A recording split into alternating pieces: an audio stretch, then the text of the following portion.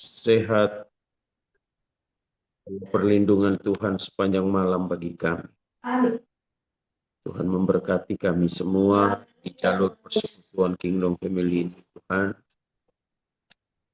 Kebenaran firman-Mu kami baca, renungkan bersama. Biar kiranya hikmat marifat surgawi turun atas setiap kami, memberikan kami pemahaman pengertian lebih kepada hamba-Mu yang Tuhan percayakan untuk menyampaikan sharing firman Tuhan ini. Mampukan kami untuk memahami, mengerti, lebih untuk melakukan dalam kehidupan kami. Dalam nama Tuhan Yesus kami berdoa, haleluya, amin.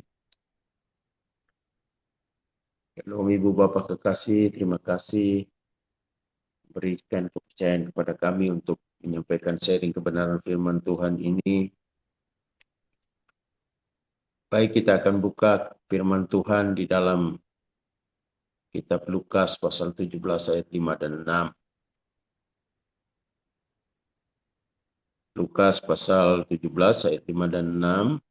Lalu kata Rasul itu kepada Tuhan, tambahkanlah iman kami. Jawab Tuhan, kalau sekiranya kamu mempunyai iman sebesar biji sesawi saja, kamu dapat berkata kepada pohon ara ini, terbantunlah engkau dan tertanamlah di dalam laut dan ia akan taat kepadamu. Haleluya. Keyakinan yang bisa memindahkan pohon. Ya, saya berikan judul, ya, iman yang bertumbuh. Ya, tambahkanlah iman kami. Jadi ternyata ada iman yang kecil, ada iman yang sedang, ada iman yang besar.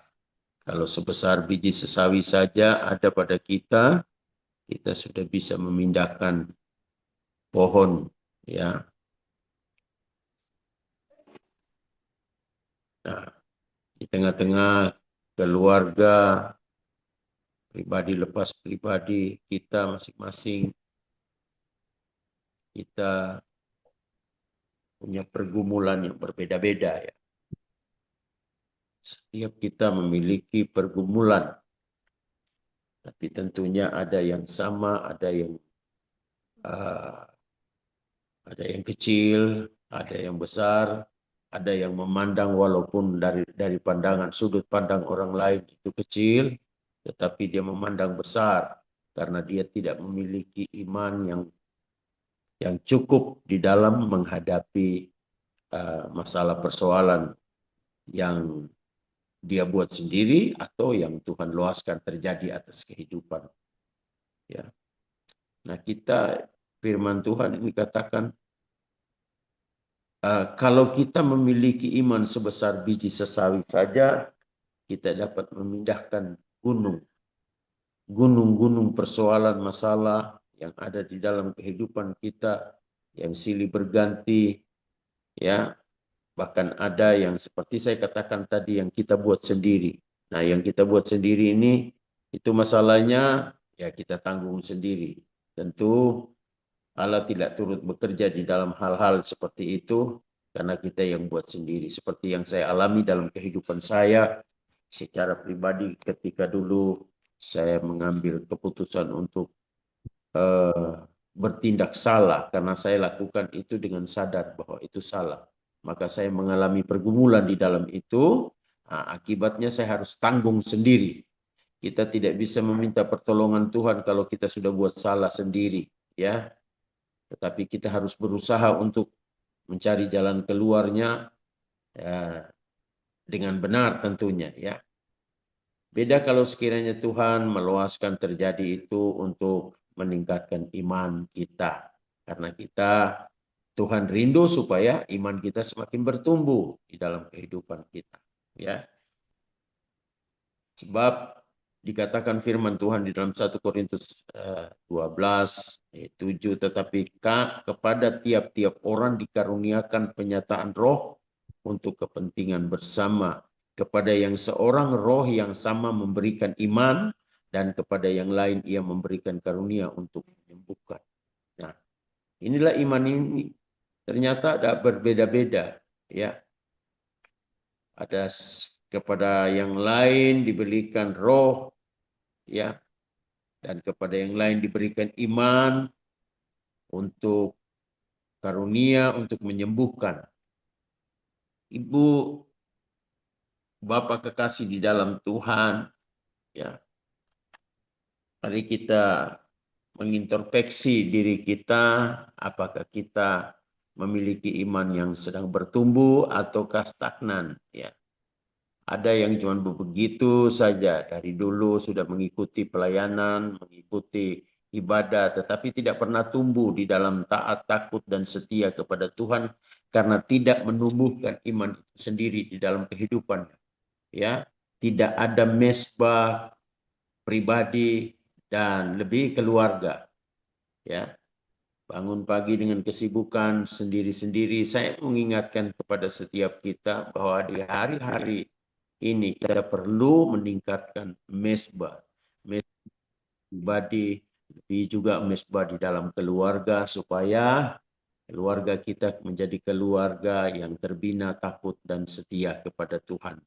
Ya, ada orang-orang yang menyesal kebelakangan ketika melihat anak-anaknya ya tumbuh dengan cara kehidupan sendiri dengan masing-masing karena ketidakadaan mesbah di tengah-tengah keluarga. Ya, ada banyak orang-orang tua yang akhirnya khususnya ibu-ibu, bapak-bapak menyesal ke belakang setelah melihat keberadaan pertumbuhan daripada anak-anak yang dibiarkan begitu saja karena mungkin mampu di dalam hal finansial itu dicukupi dengan finansial semata, tetapi pertumbuhan iman rohaninya itu terabaikan. Ya, selalunya akhirnya ke belakang melihat keberadaan anak-anak, ya mereka menyesal. Saya sendiri ada di sana, keluarga daripada sebelah pasangan kita, ya anak tumbuh dibiarkan, akhirnya bukan saja menjadi pemakai, sudah menjadi pengedar. Kemudian ayahnya sendiri dipukul, ayahnya sendiri lari dari satu kota ke kota yang lain. Ya, ini di dalam keluarga kita perlu membangun mesbah dan hari-hari ini pesan daripada Tuhan melalui hamba-hambanya, ya kita harus terus ada doa yang pertama dan berikutnya doa, yang berikutnya adalah doa. Persekutuan dengan Tuhan untuk membangun iman percaya kita ini sangat-sangat diperlukan, Ibu Bapak kekasih di dalam Tuhan. Kita tidak bisa mengabaikan itu di tengah-tengah kehidupan kita mengiring dan melayani Tuhan. Ya.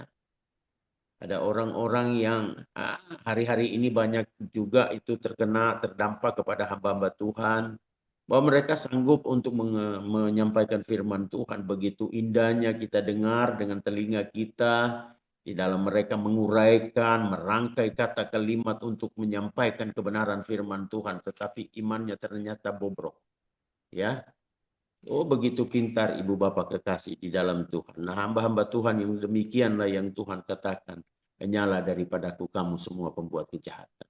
Kita hanya bisa menyampaikan, sebenarnya kita bukan menjadi pelaku. Mari pagi hari ini Tuhan mengingatkan, tambahkan iman kita itu. Tambahkan iman kita dengan persekutuan. Ya, mesbah dibangun, mesbah keluarga. Ya, di tengah-tengah keluarga. Nah, kita melakukan ini dalam kehidupan kita. Nah, kalau setiap kita benar-benar dan sungguh-sungguh merindukan ya hari kedatangan Tuhan itu dan kita ada di dalamnya saat rapture itu, kita bangun iman kita. Kita bangun. Sebab kalau sekiranya seumpama di dalam firman Tuhan dikatakan bagaimana waktu Lot, bagaimana waktu Nuh, ya. Demikianlah waktu akhir zaman ini dia. Saya bawa ke sana supaya iman kita semakin tumbuh melihat itu semua. Ya. Bahwa tidak banyak yang diselamatkan dan juga orang-orang pengecek-pengecek hari-hari ini kita melihat. Ada banyak justru orang mengecek. Ya. Nah demikian juga pada zaman Nuh. Ketika Nuh membangun bahtera di atas gunung, itu orang mengejek pasti. Ketika Lot memanggil calon-calon menantunya, malah dia diejek. Ya. Kenapa? Karena tidak lagi ada iman di dalam kehidupan mereka. Kita perlu mengimani sungguh. Ya. Bahwa hari di mana Tuhan akan datang itu akan segera. Dan ada banyak yang menyampaikan ini. Ada banyak yang dengar ini. Tetapi ada sedikit saja yang meresponinya. Ibu bapak kekasih di dalam Tuhan.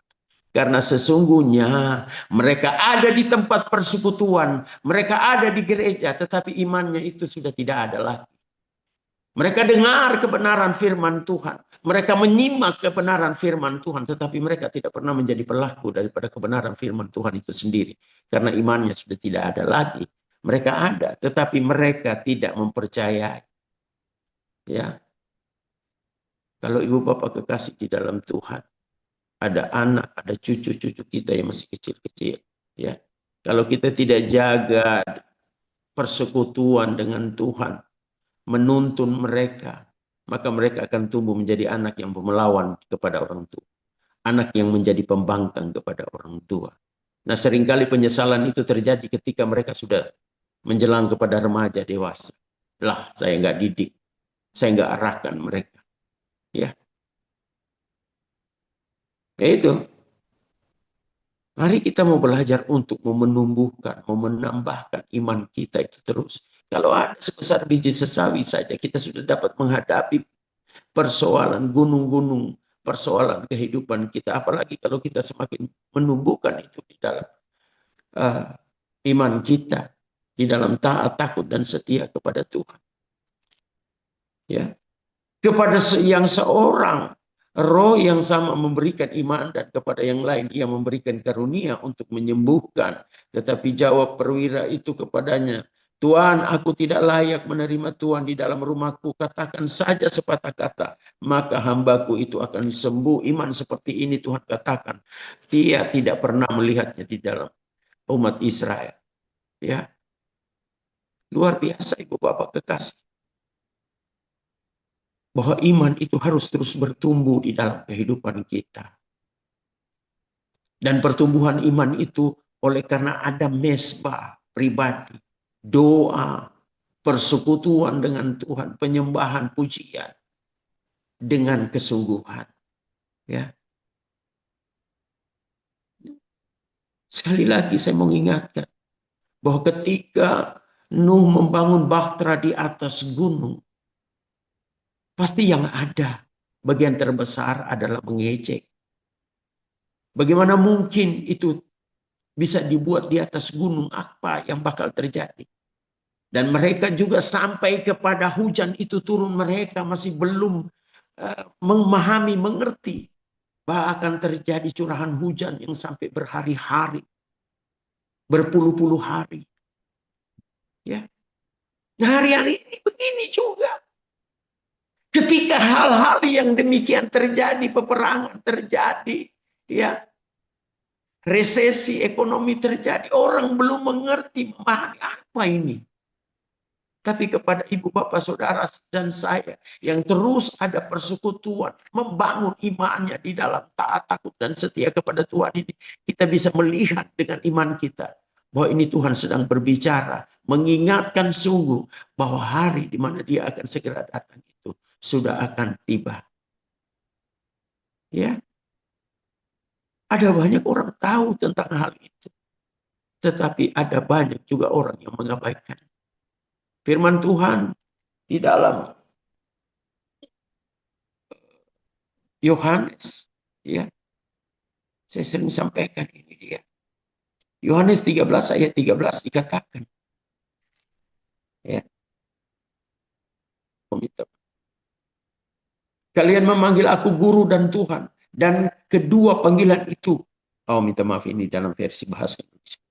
Kamu menyebut aku guru dan Tuhan. Dan katamu itu tepat sebab memang akulah guru dan Tuhan. Nah, kita menyadari. Tidak bisa diragukan lagi. Bahwa Yesus Kristus Tuhan kita adalah Tuhan dan guru kita. Juru selamat kita. Ya, sebab ada banyak orang yang masih meragukan setelah melihat, mendengar, ya, bantahan-bantahan dari sebelah, karena mereka tidak mengimani dengan sungguh. Ibu bapak kekasih di dalam Tuhan. Ya, mari kita mau bersungguh-sungguh kepada Tuhan. Yohanes pasal 6 ayatnya yang ke-66 dikatakan bahwa mulai daripada waktu itu banyak murid-muridnya.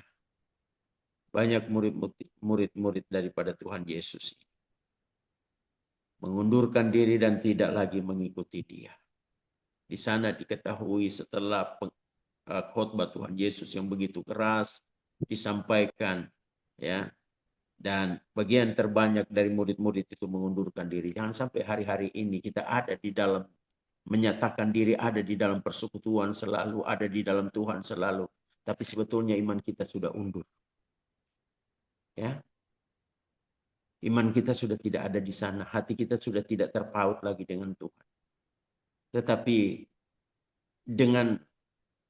uh, dengan kelakuan kita yang tidak mengikuti, dengan perilaku kita, pribadi kita, yang sudah dengan tidak sungguh-sungguh lagi mengikuti Tuhan, itu membuktikan bahwa iman kita sebetulnya iman hanya untuk mendengar, tetapi tidak menjadi pelaku.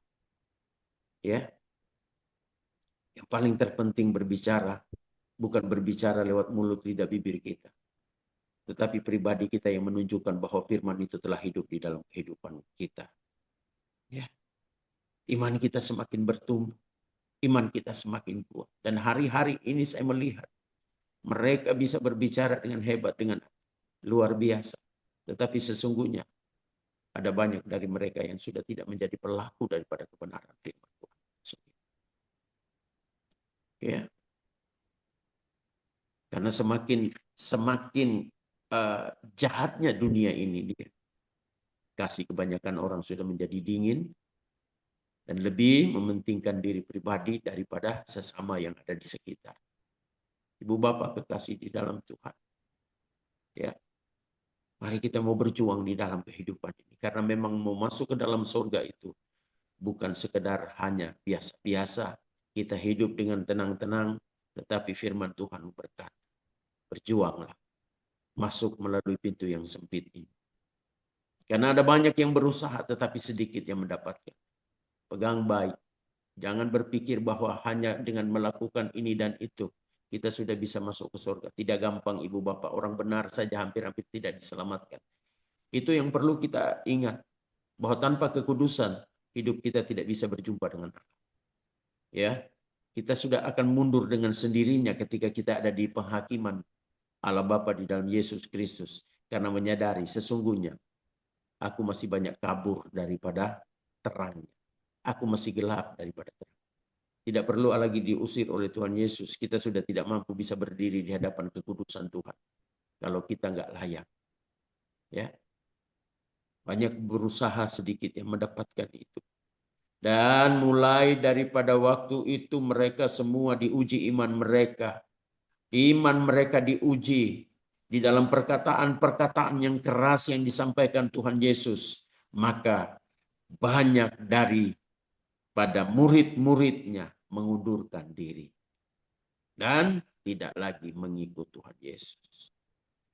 Tadi saya sudah mengingatkan, kalaupun ada banyak yang masih mengikut Tuhan Yesus karena memang mereka KTP-nya masih Kristen, tetapi sesungguhnya hati mereka jauh daripada Tuhan. Itu dikatakan di dalam 2 Timotius pasal yang ketiga. Ya, mereka ada di tempat ibadah, mereka ada di tempat persekutuan, tetapi sesungguhnya hatinya jauh daripada sana, daripada kebenaran Tuhan itu sendiri. Mereka lebih mencenderungkan pikiran hati mereka kepada dongeng-dongeng.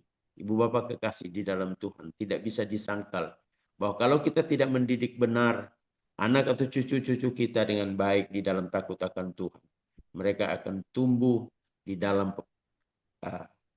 kehidupan yang hancur di tengah-tengah dunia yang semakin rusak. Ya, kalau 10 tahun, 1 tahun, 3 tahun aja dia sudah memaki-maki orang tuanya. Kalau tidak diberikan handphone. Ada yang demikian. Dan itu saya saksikan sendiri. Anak umur 1 tahun lebih. Karena handphone ditarik orang tuanya, orang tuanya yang dimaki-maki, orang tuanya yang dimarah-marahi. Kita bangun iman kita di dalam dasar yang kuat di dalam Tuhan Yesus Kristus. Ya. Tetapi jawab perwira itu kepadanya, Tuan, aku tidak layak menerima Tuan di dalam rumahku. Katakan saja sepatah kata, maka hambaku itu akan sembuh. Inilah iman seorang perwira yang memohon pertolongan kepada Tuhan Yesus Kristus. Menyadari bahwa Tuhan Yesus sanggup melakukan segala perkara. Dengan iman dia berkata itu. Ya, dengan sepatah kata, maka hambaku itu akan sembuh. Ya, Ibu Bapak kekasih di dalam Tuhan. Iman sebesar iman Daud Tuhan. Kita melihat Daud itu tidak diperhitungkan di tengah-tengah keluarga, di tengah-tengah saudara-saudara. Dia hanya sekedar ya menemani, mengantar makanan buat saudara-saudaranya ketika saudara-saudaranya pergi mengembalakan kambing domba, ya. Tetapi Tuhan memilih dia justru karena melihat Daud ada potensi di dalam kehidupannya, imannya cukup kuat. Daud ya dipilih Tuhan, dipakai Tuhan untuk mengalahkan Goliat. Nah, Ibu Bapak kekasih di dalam Tuhan, mungkin kita di dalam kehidupan kita bukan ada Goliat yang seperti zaman Daud, tetapi ada Goliat-Goliat yang begitu besar yang kita hadapi di dalam kehidupan setiap masing-masing kita. Jangan pandang masalah persoalan yang begitu besar itu. Pandang Yesus yang jauh lebih besar, yang jauh lebih hebat, yang jauh lebih kuat dari setiap masalah persoalan yang kita hadapi di dalam kehidupan kita. Yesus sanggup asalkan imanmu terus bertumbuh di dalam takut, taat dan setia kepada Tuhan. Engkau percaya bahwa hanya satu Allah saja. Dengar baik. Iblis pun percaya, bahkan gemetar, kata firman Tuhan. Ya, jadikan hidup setiap kita jadi contoh teladan di dalam keluarga kita. Lebih ibu-ibu, ya. Kita adalah pensyafaat di tengah-tengah keluarga kita. Kalau pensyafaatnya saja sudah tidak lurus, sudah bengkok, bagaimana dengan yang di bawah-bawah?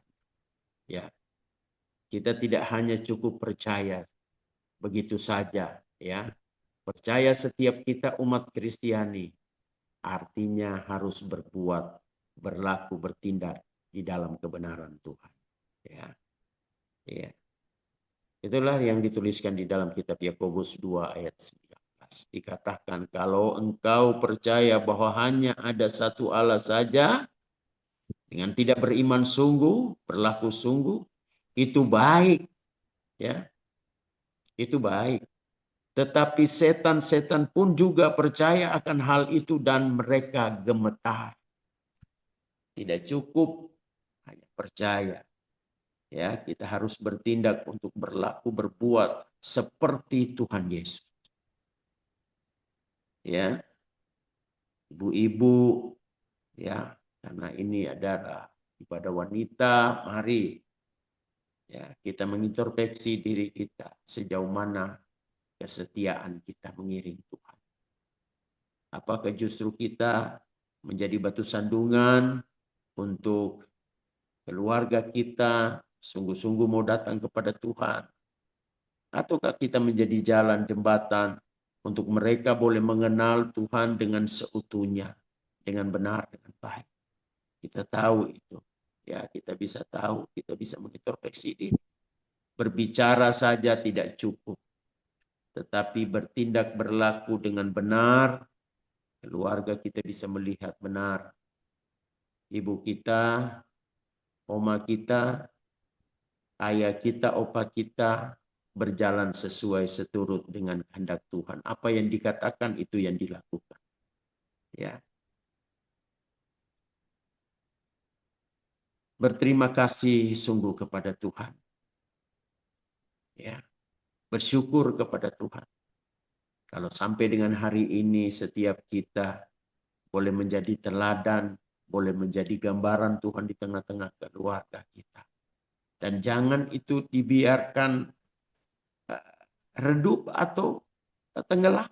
Tetapi mari kita terus memancarkan sinar kemuliaan Tuhan itu di tengah-tengah keluarga dan di tengah-tengah komunitas kita, di tengah-tengah keluarga, tetangga-tetangga kita. Ya, mungkin kami tidak selalu ada di sini, bahkan sangat-sangat jarang, tapi kami ada memang di sebelah. Ya, kami ada di sebelah. Kami ya sudah mengikatkan diri di sana. Jadi mohon maaf kepada ibu-ibu, bapak Raffles, ibu Anita, ibu Parita, ya.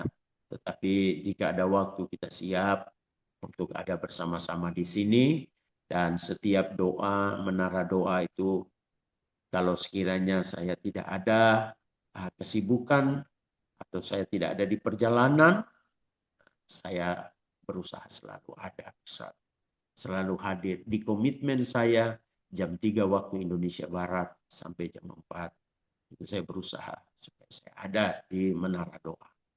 Karena dari dulu itu saya ada di situ sudah. Ya, sudah berjanji ada di situ. Dan saya terus akan berusaha ada selalu. Ya. Dan tentunya kerinduan setiap masing-masing kita adalah meningkatkan iman kita. Ya, kita tidak hidup di kehidupan yang stagnan, yang begitu saja, tetapi kita mau bertumbuh ya di dalam Tuhan. Ibu Bapak kekasih di dalam Tuhan, gencarnya Tuhan untuk mempertobatkan, menyampaikan supaya Injil kebenaran firman Tuhan ini sampai kepada setiap telinga. Kita perlu sadari bahwa iblis juga gencar-gencarnya untuk menjatuhkan bukan saja orang-orang yang di luar sana, tetapi lebih kita sekalian yang sudah mengenal dan mengalami Tuhan di dalam kehidupan kita. Ya, ada banyak kesaksian hamba-hamba Tuhan yang tadinya begitu luar biasa dipakai Tuhan, begitu hebat dipakai Tuhan, kemudian jatuh di dalam dosa. Ya, lebih hari-hari ini menyerang setiap keluarga, rumah tangga, hamba-hamba Tuhan, pelayan Tuhan, anak-anak Tuhan, yang tadinya begitu saling menyayangi, saling setia satu dengan yang lain, kemudian terjadi ada perselingkuhan di dalam. Dan itu kita melihat hari-hari ini, Bu Bapak kekasih di dalam Tuhan. Ya, itu sebabnya firman Tuhan katakan, kalau waktu ini, saat ini masih akan terus diperpanjang, maka dari yang hidup tidak akan ada yang selamat. Ya, mari kita mau berjuang bersama dengan terus menumbuhkan iman kita, kepercayaan kita kepada Tuhan. Ya, supaya juga bukan saja itu tumbuh, tetapi kita bisa melihat, kita bisa mengalami, kita boleh ada di dalam hikmat yang begitu luar biasa yang Tuhan taruh di dalam kehidupan kita untuk bisa membaca keadaan dan waktu hari-hari ini. Ya, sebab hari-hari ini adalah hari-hari yang jahat. Bapak kekasih di dalam Tuhan. Ya. Saya mau bacakan lagi apa yang tertulis di dalam Lukas tadi, Lukas 17 ayat ke-5 dan ke-6 dalam versinya Lukas 17. Bapak kekasih dalam Tuhan. Ya. Ini di dalam versi bahasa Indonesia masa kini dikatakan tentang iman, dia punya judul ya. Bahasa Indonesia masa kininya dikatakan tentang iman. Para rasul berkata kepada Tuhan Yesus, Tuhan, kuatkanlah iman kami. Nah, ini permohonan. Lukas 17 dalam bahasa Indonesia masa kini dikatakan, Tuhan, kuatkanlah iman kami. Dan biarlah ini Ibu Bapak kekasih dalam Tuhan menjadi doa permohonan setiap kita dan usaha setiap kita. Tuhan menjawab, kalau kalian punya iman sebesar biji sesawi, kalian dapat berkata kepada pohon murbai ini, tercabutlah engkau dan tertanamlah di laut. Pasti Dikatakan firman Tuhan, pohon ini akan menurut perintah. Ya, mari. Kita juga di dalam doa permohonan kita memohon kepada Tuhan. Kuatkanlah iman Tuhan. Teguhkanlah iman kami. Kami bukan sekedar mengerti. Kami bukan sekedar memahami. Tetapi kami mau menjadi pelaku kebenaran firman. Sebab kerinduan setiap kami ketika Engkau datang. Menjemput umat yang percaya. Menjemput umat yang saleh. Menjemput umat yang setia. Kami juga ada di sana. Imani itu dalam kehidupan kita. Pribadi, pasangan hidup kita, keluarga besar kita. Ya, supaya ketika Tuhan datang menjemput orang percaya, kita ada di sana. Ya, kita ada di sana. Jangan biarkan imanmu stagnan atau tetap di jalan di tempat begitu-begitu saja. Ya, sebab saya sendiri pribadi juga pernah menyeberang. Ya, karena ketidakpengertian dan ketidakpengetahuan saya. Tetapi sekarang pun bukan berarti tidak ada lagi masalah yang terjadi. Tapi saya menyadari setiap masalah, persoalan yang diluaskan Tuhan terjadi atas kehidupan pribadi dan keluarga. Itu membuat kami semakin naik, terbang di dalam Tuhan. Tuhan menjawab, kalau kalian punya iman sebesar biji sesawi, kalian dapat berkata kepada pohon murbe ini, tercabutlah engkau dan tertanamlah di laut. Pasti pohon itu akan menurut perintah. Apa saja yang menjadi persoalan masalah di dalam kehidupanmu, Tuhan turut bekerja mendatangkan kebaikan. Segala sesuatu yang diluaskan, ada maksud dan rencana Tuhan, kalau itu memang datangnya daripada Tuhan. Berbeda seperti yang saya katakan tadi, kalau yang kita buat sendiri. Tapi sepanjang itu terjadi, diluaskan oleh Tuhan dalam kehidupan kita, itu semua tujuannya adalah supaya iman kita semakin tumbuh. Penyerahan hidup kita semakin penuh kepada Tuhan. Tetapi kita harus juga melakukan apa yang menjadi bagian kita. Bukan sekedar percaya semata. Tetapi ada bagian saudara dan saya yang harus kita lakukan di dalam mengiring melayani Tuhan ini. Itu tidak datang dengan sendirinya. Tetapi Tuhan berkata bahwa aku ada di dalam bersama-sama kamu. Segala perkara dapat kutanggung di dalam Tuhan yang memberikan kekuatan kepadaku. Jadi bukan setengah perkara, bukan separuh perkara, tetapi segala sesuatunya. Kalau kita ada di dalam Tuhan, tanpa saudara dan saya minta, pasti Tuhan siapkan yang terbaik. Imani dengan sungguh kepada Tuhan Yesus Kristus. Ya, masalah persoalan yang setiap saudara dan saya hadapi sepanjang kita ada di dalam Tuhan. Memiliki waktu seperti waktu Daniel, pagi, siang, sore. Pagi, siang, menjelang malam, menjelang tidur. Ada di hadirat Tuhan. Kalau kita lakukan setidaknya pagi dan malam menjelang tidur. Pagi sebelum menghadapi segala sesuatu kita sudah ada di hadirat Tuhan. Ya, itu akan tanpa kita berbicara banyak. Kalau itu yang kita lakukan dengan kesungguhan, keluarga kita akan melihat.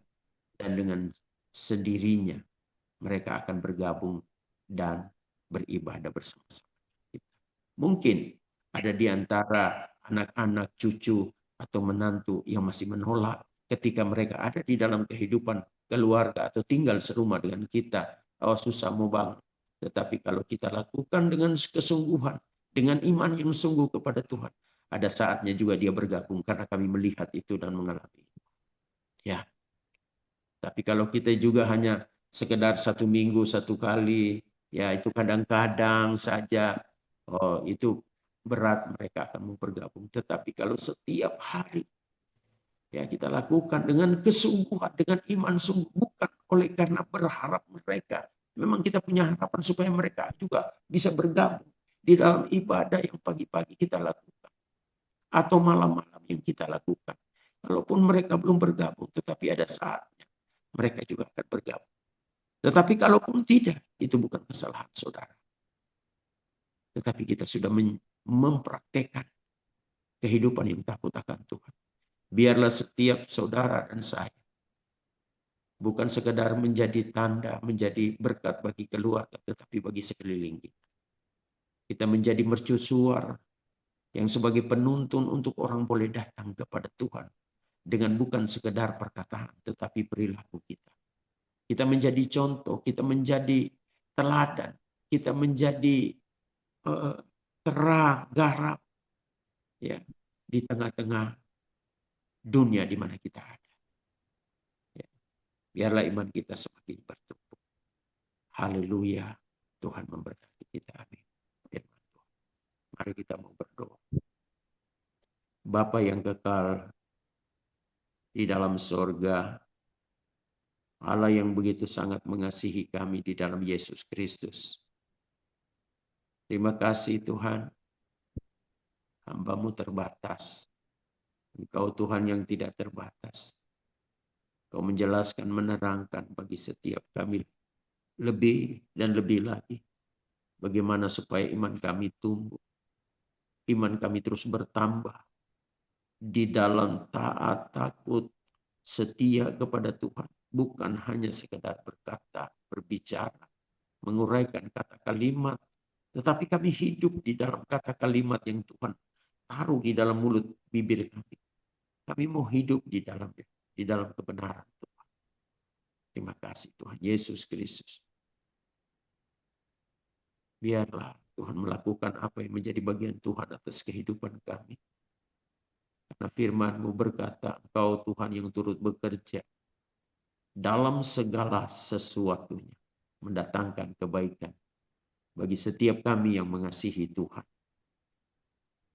Tuhan, serahkan seantero keberadaan hidup pribadi, keluarga, rumah tangga, keluarga besar kami dalam tangan pengasihan Tuhan. Seperti yang kami lihat hari-hari ini Tuhan Yesus Kristus. Ada banyak orang bisa berbicara kebenaran. Tapi praktik kehidupannya Tuhan tidak mempermuliakan nama.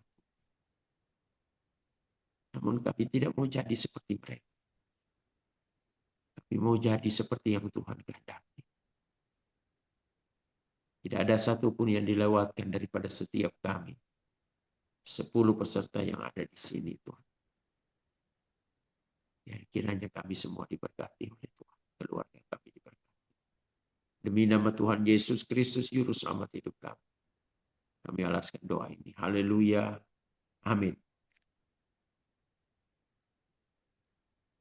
Amin. Ya, baik. Terima kasih Pak Helvi yang sudah memberkati kita, mengingatkan kita pada pagi hari ini bagaimana tanggung jawab kita terhadap iman, pasangan kita, keturunan kita, keluarga kita. Ya, satu teks firman Tuhan yang luar biasa sebetulnya. Yesus bicara masalah pengampunan di situ, lalu murid-muridnya bilang, tambahkanlah iman kami. Seolah-olah murid-murid ini sudah punya iman sebesar bakso, Bapak Ibu. Seolah-olah. Tapi Yesus banting di situ sebetulnya mereka. Dengan berkata, kalau kamu punya iman sebesar biji sesawi saja. Ya, jadi murid-murid itu Yesus mau katakan, kamu tidak punya iman sebetulnya. Karena kalau kamu punya iman sebesar biji sesawi saja, kamu perintahkan gunung, gunung akan turut. Begitu ya. Jadi luar biasa.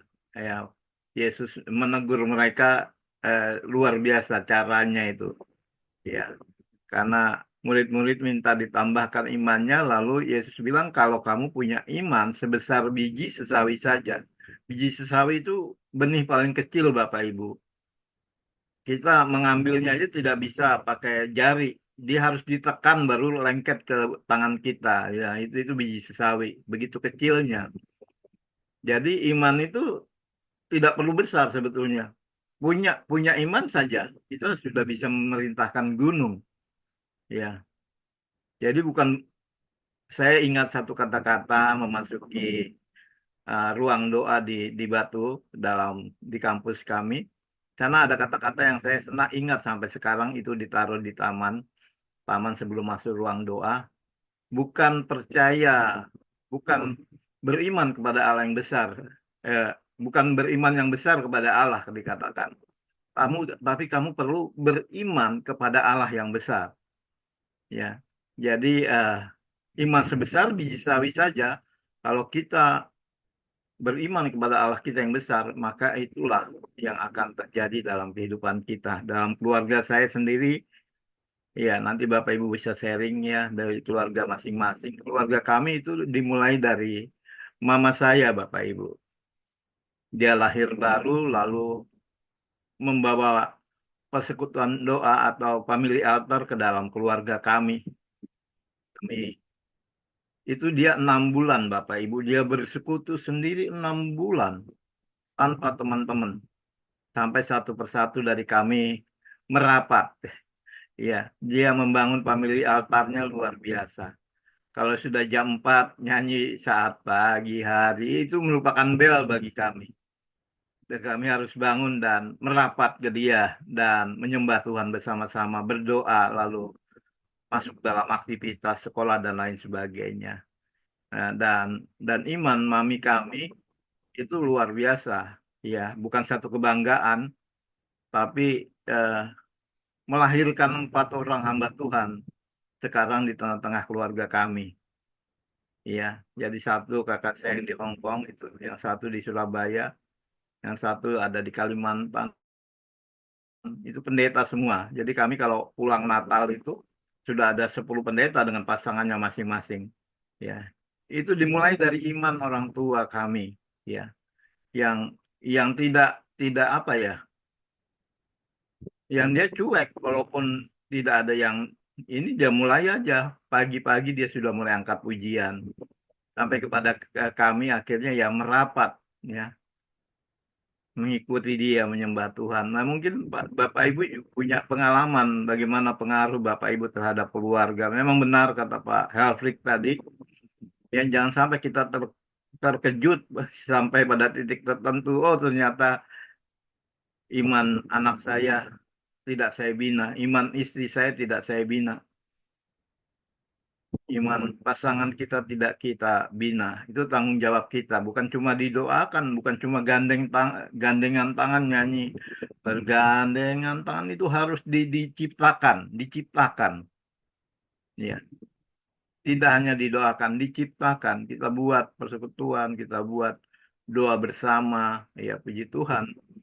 Kalau Kingdom Family punya doa 24 jam yang kita kondisikan, yang kita fasilitasi, tapi itu perlu memang. Silahkan Bapak Ibu mau sharing, berbagi yang lainnya silahkan. Bagaimana Bapak Ibu berdampak, ya, berdampak bagi keluarganya dan ya silakan. Ibu Hana, silakan Bu Hana.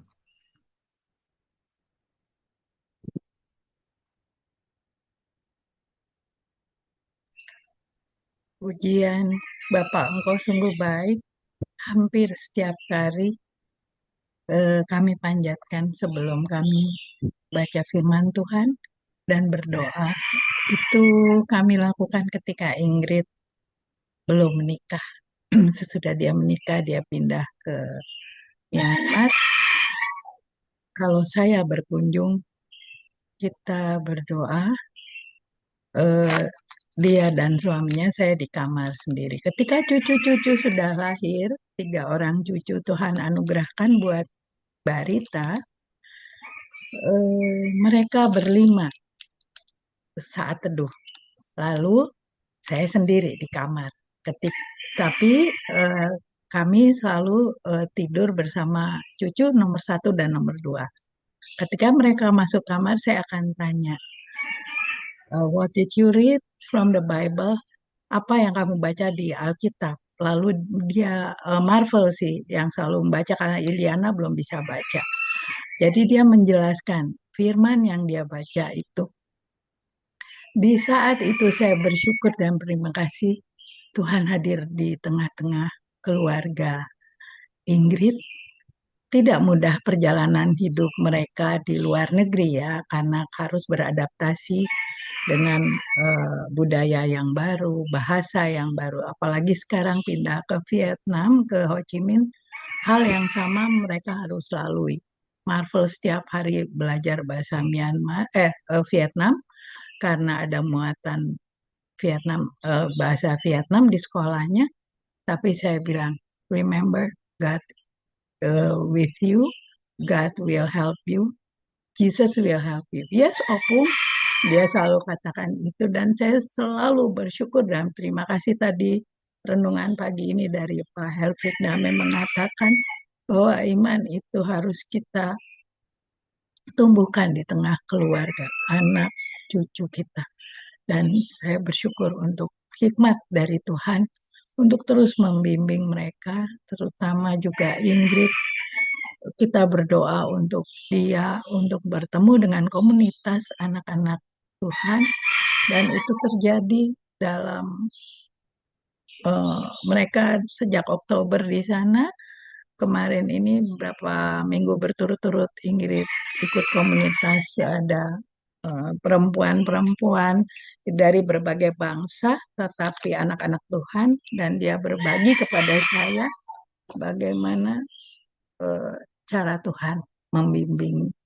Saya bersyukur untuk itu dan terima kasih untuk renungan pagi ini. Pak Helfrich mengingatkan lagi karena tidak mudah ketika saya mendengar bagaimana anak-anak muda sekarang tidak mau sekolah, narkoba, dan yang lainnya. Itu membuat saya prihatin. Kenapa? Karena kami Tuhan tempatkan di keluarga guru.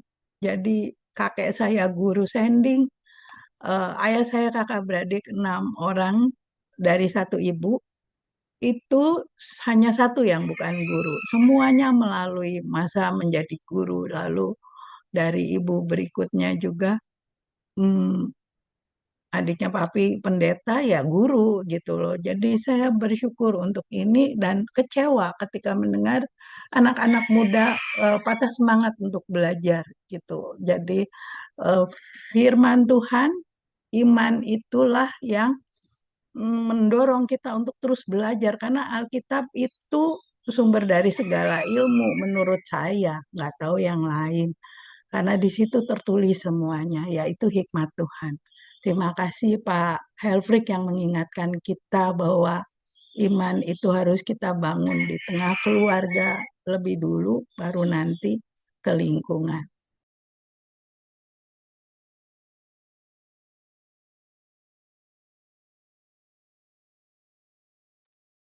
Silahkan yang lain. Ya, puji Tuhan, ya Ibu Barita. Memang cucu-cucu itu usia emas itu. Ya, usia emas yang harus kita rebut. Kata kata Yudas, kita rebut dari api. Ya, kalau kita berebutan dengan kuasa gelap, dengan pengaruh-pengaruh duniawi, karena itu Yosua dengan jelas, aku dan keluargaku akan beribadah kepada Tuhan. Walaupun ada suku-suku kafir di sekitar Israel waktu itu, tapi ya, dia bilang aku dan keluargaku akan beribadah kepada Tuhan. Itu satu komitmen yang luar biasa. Ya, dan Ibu Barita sudah menanamkan sedini mungkin, ya. Itu penting sekali karena biar bagaimana Bapak Ibu ketika usia kita sudah dewasa, mungkin kita menghadapi masalah waktu usia kita sudah dewasa.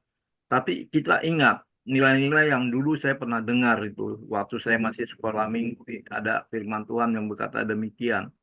Nah, itu ditumbuhkan oleh Tuhan pada waktu kita sudah dewasa. Padahal firman Tuhannya disampaikan waktu kita masih sekolah minggu. Tapi itulah kuasa firman Tuhan. Jadi sedini mungkin kita mesti tanamkan itu pada anak-anak, ya, luar biasa Ibu Barita. Silakan teman-teman yang lain.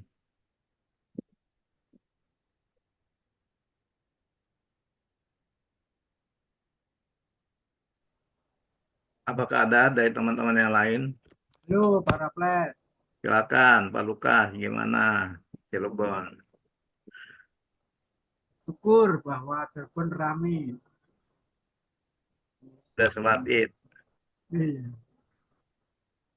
Terima kasih Pak Pendeta ngasih mengingatkan tentang iman ya. Tapi iman sebesar biji sesawi ya, bukan iman sebesar biji mangga. Iya. Ya, teknis saya untuk konteks keluarga ya.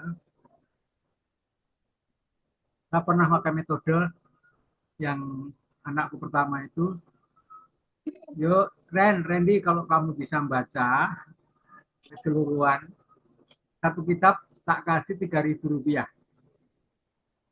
Itu waktu kecil itu kelas kelas 4 SD.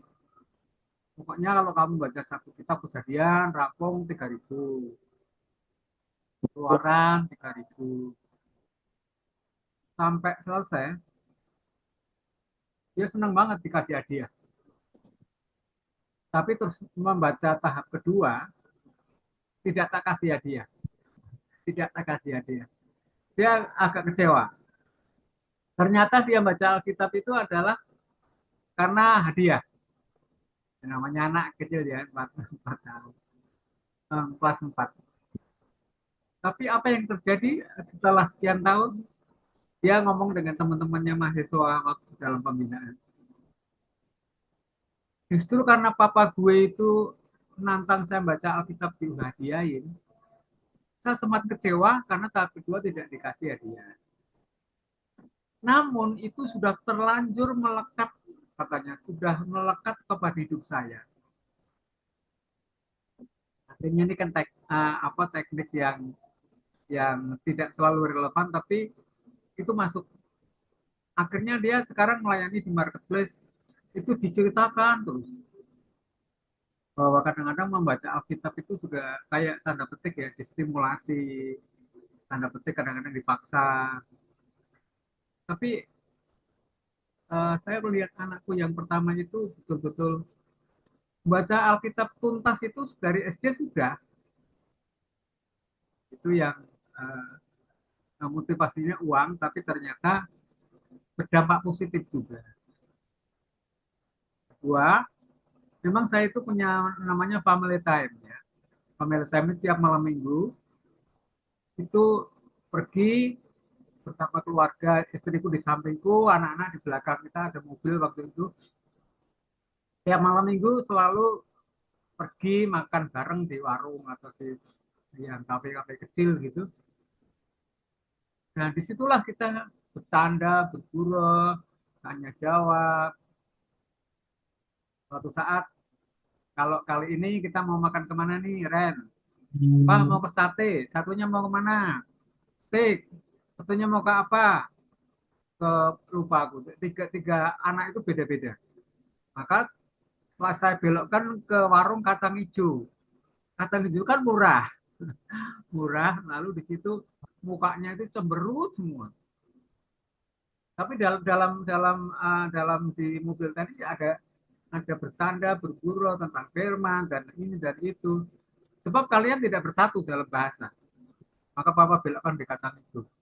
Teman-teman, dampaknya sangat positif itu dari saya.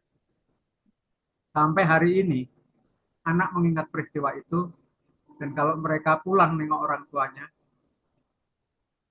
jangan sekali-sekali Papa Mama makan kacang hijau lagi. Kenapa sih? Itu sehat, saya bilang gitu kan. Selalu ngajaknya ke restoran yang mahal.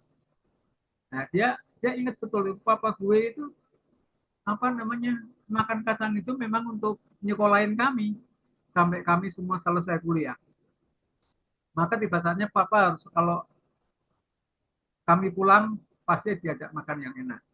Itu sejak dia sudah di Jakarta, di Bandung gitu. Jadi proses pendidikan kepada anak-anak itu keteladanan, tapi juga ada teknik ya, teknik malam mingguan, teknik kami sistem hadiah, dan iman tadi untuk masalah iman, saya selalu bilang masalah itu bagian dari kehidupan. Gitu. Jadi kalau kamu nanti mendapat tekanan di perusahaan, di kantor, apapun, itu biasa. Tapi kalau kamu punya iman, sekecil apapun, iman kepada Tuhan, kan betul Pak Raffles tadi betul.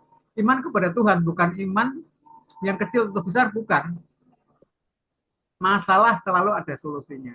Nah, itu juga mengajar anak-anak bagus ya. Masalah itu dianggap biasa aja. Itu melatih kebergantungan kepada Tuhan. Ya puji Tuhan, kami menikmati keluarga. Harta terbesar saya adalah keluarga.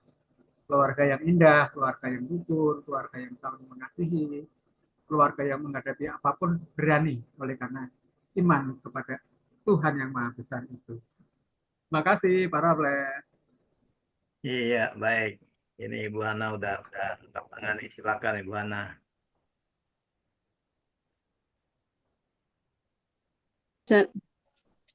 Shalom, selamat pagi. Selamat pagi. Pagi ini saya gimana ya? Tadi saya sempat keluar karena ada telepon dari dokter gigi yang di Batam. Bapak Ibu, saya mau bersaksi ini ya. Makanya tadi saya menangis. Saya maaf kalau mungkin agak dengan tema firman Tuhan mungkin ya. Saya diberkati oleh firman Tuhan, katanya kasih semakin dingin, pengharapan semakin hilang gitu kan. Jadi Bapak Ibu, untuk tanggal 12 April, saya dengan pikiran saya sendiri kemarin, 1 bulan yang lalu pengen rindu buat KKR Pemuda Remaja. Targetnya 500 orang. Dan acak dan semua sampai ke undangan ke wakil wali kota udah saya kirim, dan semua prosesnya mujizat Tuhan yang saya alami, yang Tuhan kerjakan untuk mengantar undangan ini ke wakil wali kota. Saya ditemani oleh rekan saya yang Ustadz. Jadi udah ada mujizat kan. Jadi sampailah itu. Terus ini lagi barusan dokter gigi ini, Dokter Tohap Wong, telepon saya, SMS saya, selamat pagi Bu Hana, pagi Pak gitu. Terus ditelepon kembali, Bu Hana, berapa dana yang butuh untuk KKR? Katanya, Pak kami butuh 10 jutaan karena sekian perinciannya. Udah berapa uang masuk? Uang yang ada, uang masih 600.000 dan sudah disetor oleh bendaharaku untuk ngambil undangan, dan masih kurang untuk ngambil spanduk 3 untuk semuanya 700 limpul, saya bilang. Jadi datang Bapak itu kerjakan dulu semuanya, nanti seberapa nanti yang kurang selesai acara nanti ikut TF katanya. Jadi makanya saya katanya kemarin itu pengharapan semakin hilang. Jadi sampai suamiku bilang, karena sampai udah mau dekat tanggal 14 belum ada gitu kan. Jadi kadang-kadang saya seperti ini. Kadang-kadang hilang pengharapan saya, hilang imanku. Tapi tetap terus berdoa gitu. Kayak mana nih Tuhan ya? Kayak mana ya Tuhan? Tapi datang suamiku, dia bilang, jangan sampai malu kau ya, katanya. Hal yang negatif itu sering ada gitu. Tapi saya dalam hati berdoa. Dan aku bersyukur kepada Tuhan. Syukur kepada Tuhan. Sampai saya bilang, pokoknya bersyukur kepada Tuhan. Karena sudah ada pengharapan itu ya, walaupun nggak boleh berharap kepada manusia kan, berharap kepada manusia, tapi pengharapan kepada Tuhan itu udah Tuhan buktikan tadi.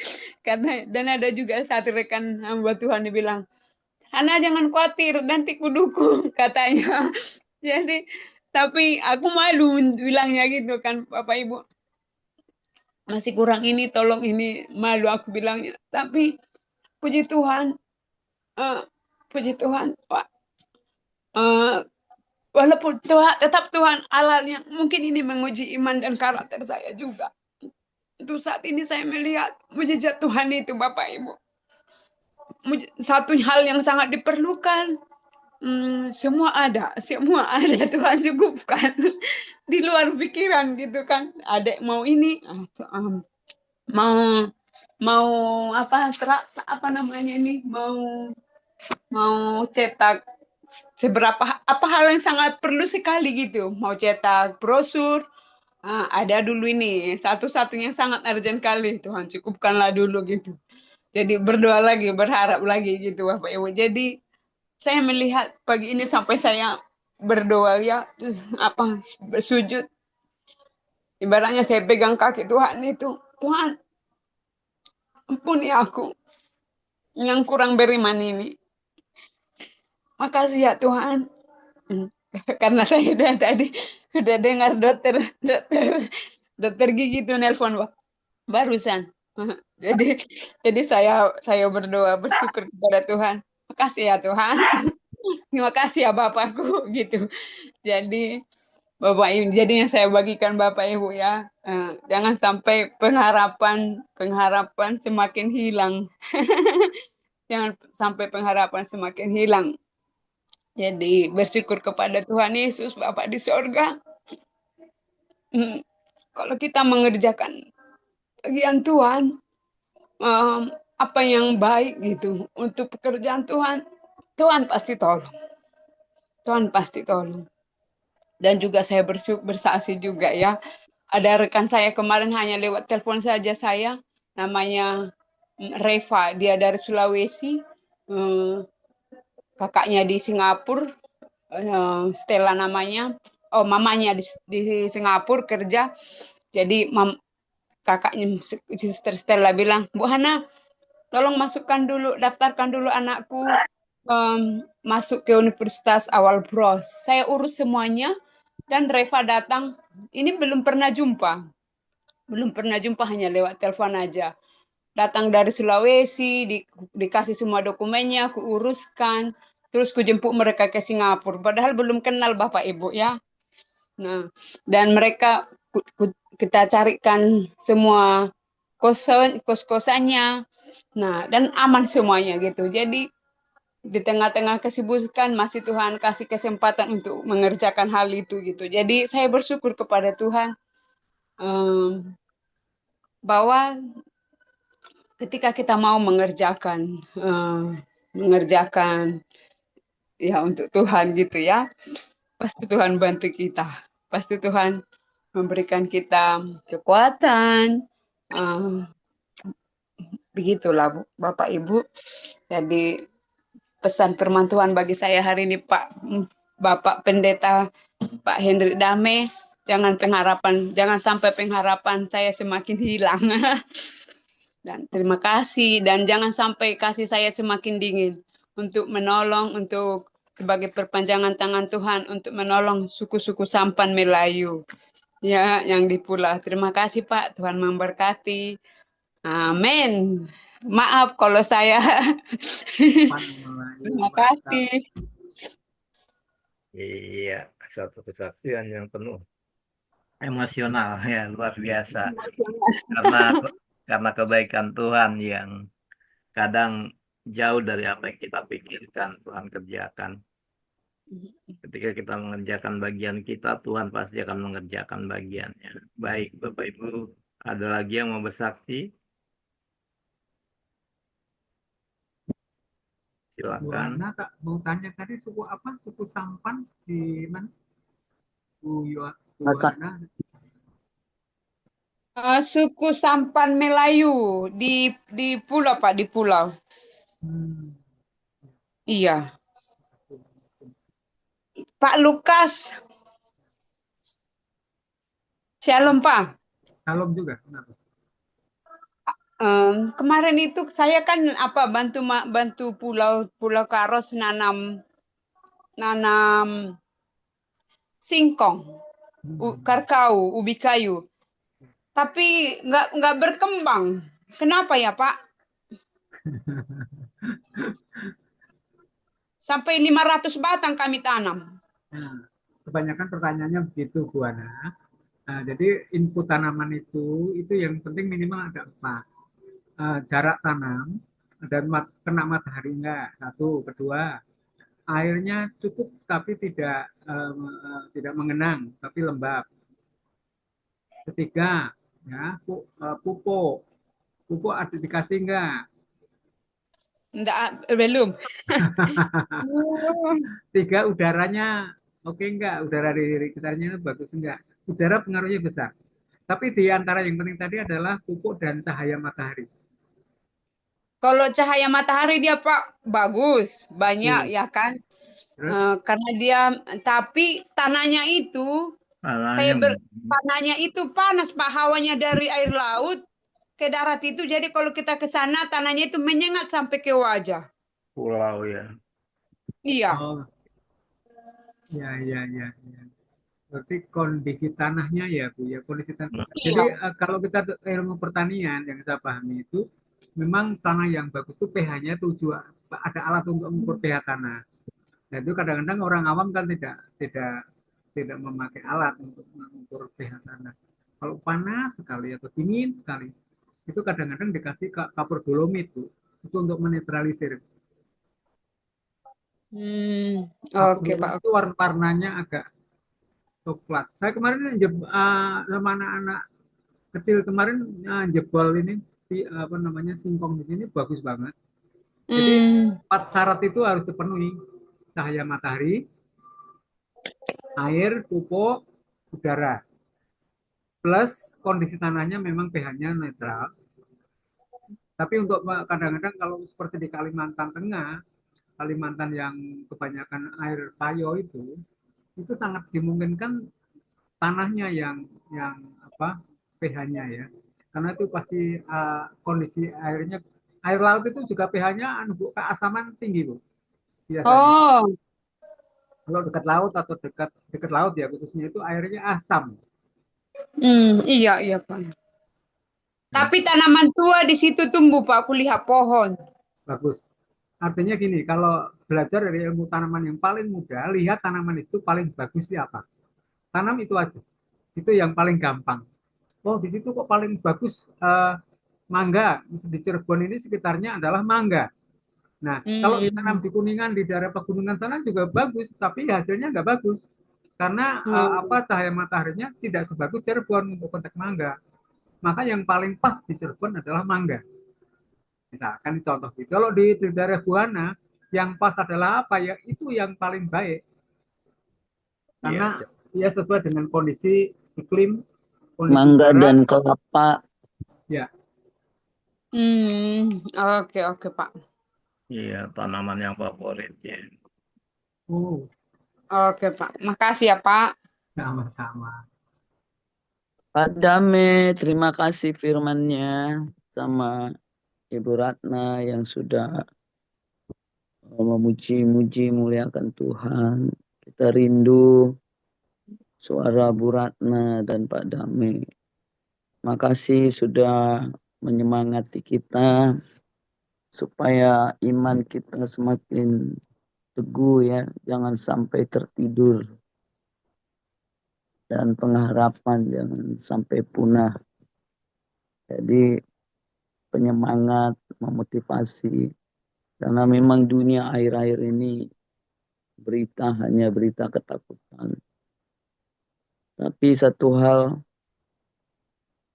kalau kita dididik orang tua kita dari kecil, seperti ayah saya juga ya, ayah saya itu juga guru, nenek saya kepala hapung, kerjanya menasehati aja, nggak duduk di meja makan, nggak di restoran, nggak di tempat tidur, di mana aja. Bicara soal kebaikan yang berdasarkan firman Tuhan. Buahnya memang kan terlihat bagi keturunannya. Tapi dengan penindasan budaya-budaya di Indonesia ini kan masih banyak tuh Pak yang belum murni semua menyembah Tuhan. Ada menyembah ilah lain. dia percaya Tuhan Yesus, tapi percaya juga kekuatan gaib gitu ya. Nah, inilah sepertinya yang membuat kegersangan, putus harapan, iman semakin merosot bagi masyarakat, khususnya jemaat-jemaat.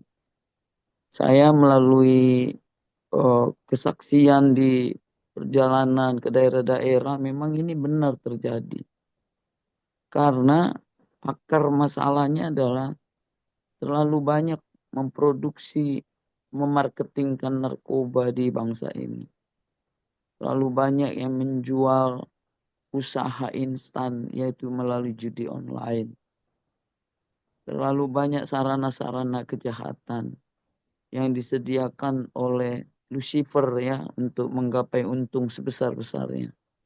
Jadi semakin kita ke depan memang semakin banyak tugas-tugas hamba Tuhan. Jadi itu betul sekali kita memulai dari rumah kita, rumah tangga kita. Tapi kepedulian kita ketika kita berada dimanapun, baik di luar, justru kita akan melihat fenomena-fenomena yang sangat menjatuhkan pengharapan dan iman percaya. Nah, jadi memang ini tugas para hamba Tuhan, tugas semuanya. Jadi kalau saran saya, kalau sudah hamba Tuhan mumpuni, sudah merawat keluarga, bertumbuh iman percayanya, berakar dan berbuah, memang harus keluar untuk melihat situasional yang ada di luar, yang meluluhlantakkan iman pengharapan para generasi anak bangsa.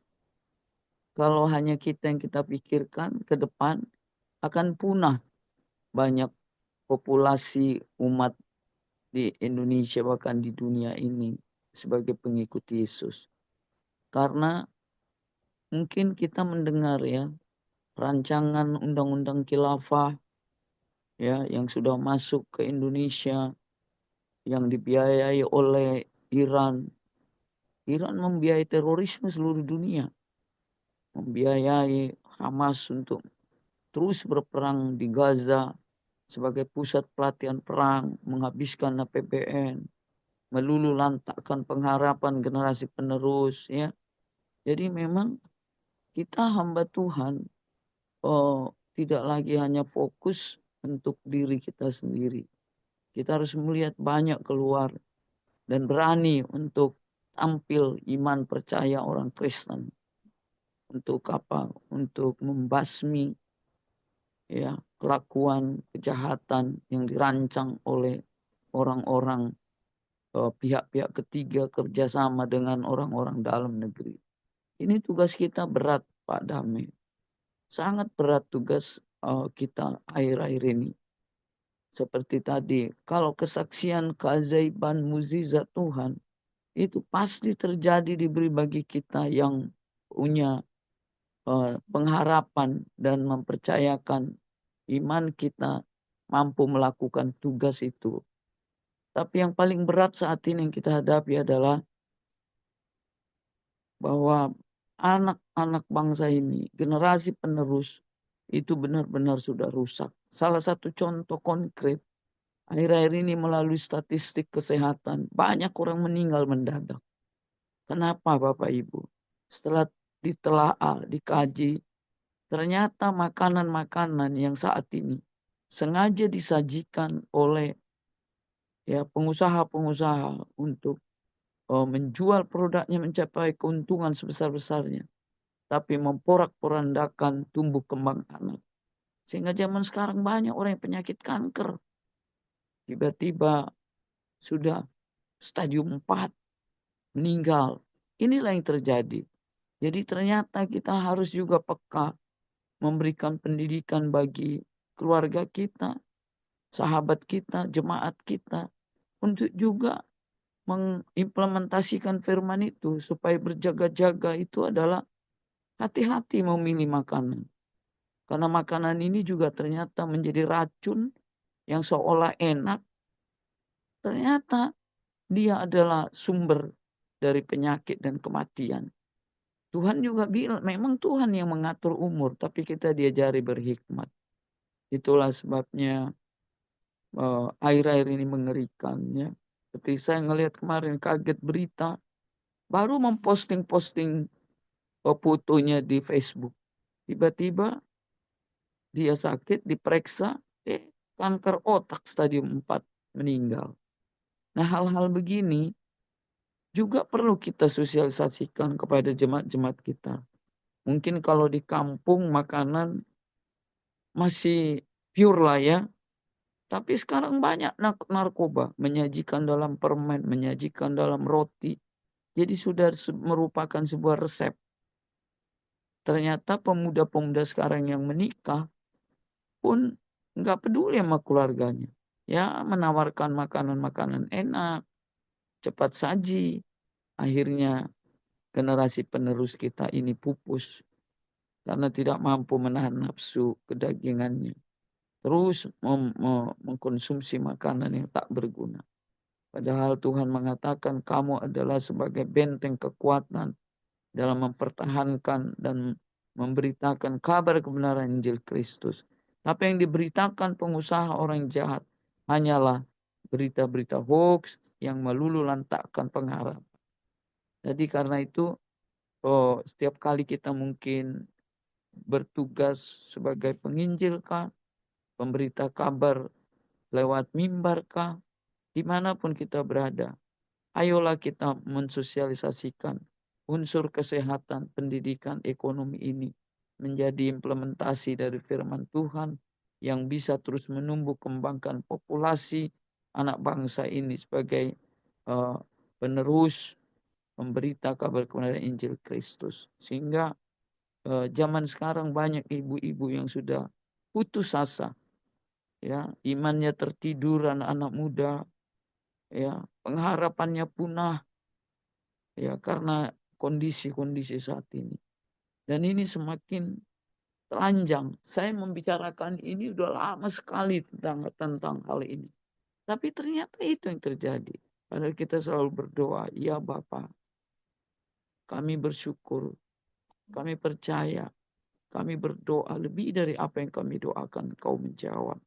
Tapi kalau kita nggak ada hikmat marifat surgawi, ya memang jadinya seperti inilah generasi penerus. Jadi beban kita Pak Dami sekarang, beban kita Bapak Ibu adalah bagaimana menciptakan generasi penerus sebagai gerbang, ya, pintu untuk bisa menyampaikan kabar Injil Kristus keselamatan itu melalui 3 program tadi itu, ya, supaya nggak tertidur iman percaya kita, supaya nggak punah pengharapan kita, supaya tidak putus kasih sayang kita kepada sesama. Jadi zaman sekarang saya lihat hanya vertikal saja. Ya, I believe, I trust, I fight to Jesus Christ. Tapi untuk secara horizontal sudah sangat miris, sudah sangat kurang. Inilah yang harus kita sosialisasikan. Jadi terima kasih Pak Dami sudah mengingatkan agar kita boleh semakin peka dan berempati dimanapun kita berada. Agar kesannya kita memang harus peduli. Bukan berarti kepo kalau kita peduli.